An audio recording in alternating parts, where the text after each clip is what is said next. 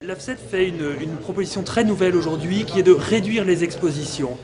Si nous n'avons pas aujourd'hui d'autre chose que des signaux sanitaires relativement ténus qui à soi seuls ne font pas un mécanisme biologique, sont loin de décrire une vraie pathologie, nous considérons qu'il ne faut pas attendre plus longtemps pour agir. Réduire les expositions, c'est-à-dire faire tout ce qui est à notre portée, qui est simple, sans attendre plus de démonstrations pour réduire cela. Ces effets sont incontestables aujourd'hui. C'est des effets évidemment ténus. Je pense en particulier à des effets sur des cellules qu'on a exposées au champ électromagnétique in vitro.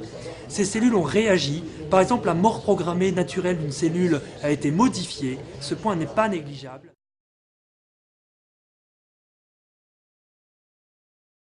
Les nombreuses études disponibles ne permettent pas de mettre en évidence d'effets sanitaires avérés des radiofréquences.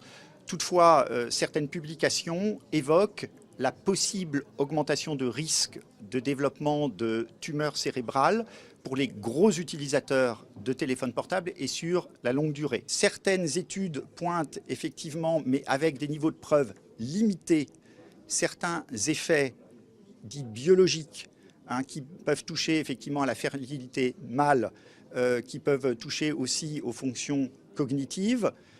Ceci dit, ce sont des effets à ce stade dit biologiques et pour lesquels on ne peut pas à ce stade mettre en évidence d'effets sanitaires, c'est-à-dire de développement derrière de pathologies.